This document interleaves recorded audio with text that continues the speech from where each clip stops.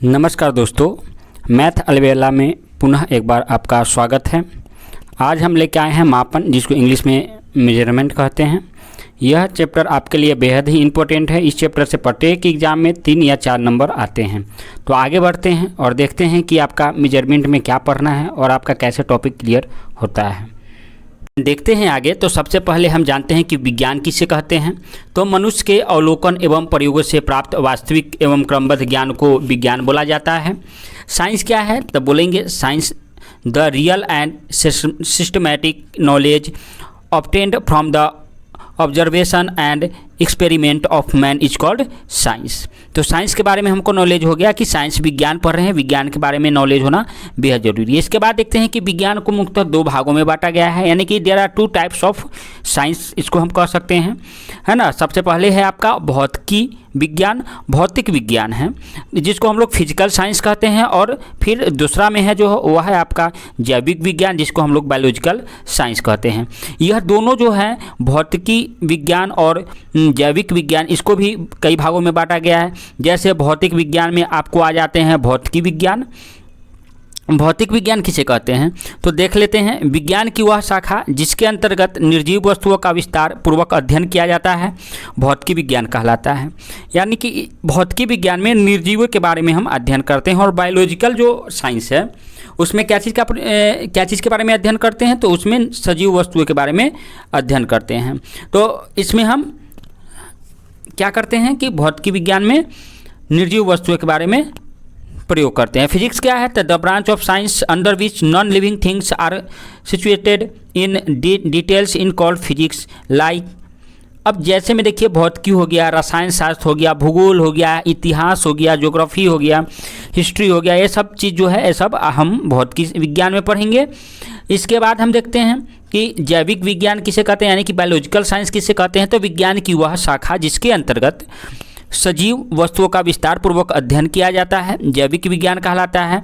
जैसे वनस्पति विज्ञान, प्राणी विज्ञान, मानव विज्ञान इत्यादि। तो यानी कि इन सब में हम क्या करते हैं कि सजीव जगत के बारे में पढ़ते हैं।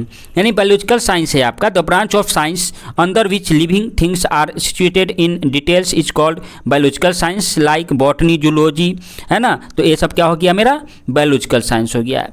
यहाँ पे प्रत्येक चैप्टर आपको बेहतरीन ढंग से पढ़ाया जाएगा, और जो भी आपके इंपॉर्टेंट फैक्ट होंगे उनको भी लिखा जाएगा, और जो भी इंपॉर्टेंट जो थिंकिंग होंगे वो सब लास्ट में, जो इंपॉर्टेंट आपको कहते कि टॉपिक होंगे जो एग्जाम में बार बार ऑब्जेक्टिव के रूप में पूछे जाते हैं, वो सब लास्ट में आपको कराए जाएंगे। क्वेश्चन आंसर भी इस चैप्टर के बाद मिलेंगे आपको। तो आगे देखते हैं भौतिकी किसे कहते हैं। तो भौतिकी किसे कहते हैं, चूँकि हम लोग अभी फिजिक्स पढ़ रहे हैं इसलिए भौतिकी के बारे में जानेंगे, फिर केमिस्ट्री पढ़ेंगे तो रसायन शास्त्र के बारे में जानेंगे, केमिस्ट्री के बारे में जानेंगे। तो भौतिकी जानते हैं कि क्या होता है। भौतिकी भौतिक विज्ञान का एक भाग है, यानी कि हम कह सकते हैं कि भौतिकी क्या है, तो भौतिक विज्ञान का एक भाग है। भौतिकी को प्राकृतिक विज्ञान कहा जाता है। वास्तव में फ्यूजिस ग्रीक शब्द फ्यूजिस से लिया गया है। देखिए बेहद ही इंपॉर्टेंट है यह जो है आपका, यह आपका बहुत ही इंपॉर्टेंट है। जो फिजिक्स जो है वह फिजिक्स कहाँ से आया है, तो फ्यूजिस शब्द से लिया गया है। यह आपको एग्जाम में पूछे जाते हैं कि जो फिजिक्स वर्ड है वह कहाँ से लिया गया है और एक कहाँ का वर्ड है, तो ग्रीक शब्द है जो फ्यूजिस से लिया गया है। भौतिकी मूल रूप से संस्कृत शब्द है जिसका अर्थ भौतिक संसार होता है। भौतिकी जो है वह मूल रूप से क्या है, तो संस्कृत वर्ड है। तो इसको हम लोग जान गए।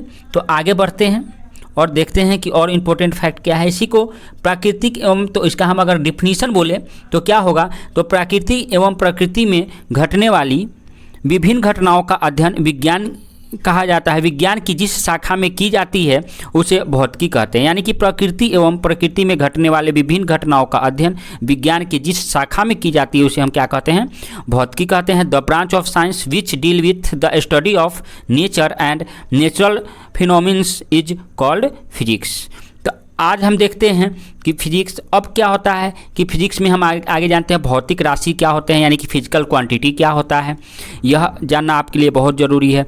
तो भौतिक राशि क्या होता है, तो ऐसे राशि जिसे परिमाण और मात्रक दोनों होते हैं भौतिक राशि कहलाते हैं। दूसरे शब्दों में ऐसी राशि जिसे मापा जा सकता है, जैसे लंबाई, द्रव्यमान, समय, चाल, उसे हम क्या कहेंगे, भौतिक राशि कहेंगे। तो इसको हम इंग्लिश में देख लेते हैं। The quantity having magnitude and unit both called the physical quantity. In other words, the quantity which can be measured called a physical quantity such as length, mass, time, speed, work, energy, etc. तो आज हम इतना ही देखते हैं। इस video में आपने देखा कि भौतिक क्या होता है, साइंस क्या होता है, विज्ञान किसे कहते हैं, यह आपके लिए बहुत ज़रूरी है। यदि आप एक साइंस पढ़ रहे हैं और आपसे पूछा जाए कि विज्ञान क्या होता है तो वही आपको नहीं मालूम है, तो यह आपके लिए बहुत ही शर्मिंदगी की बात है।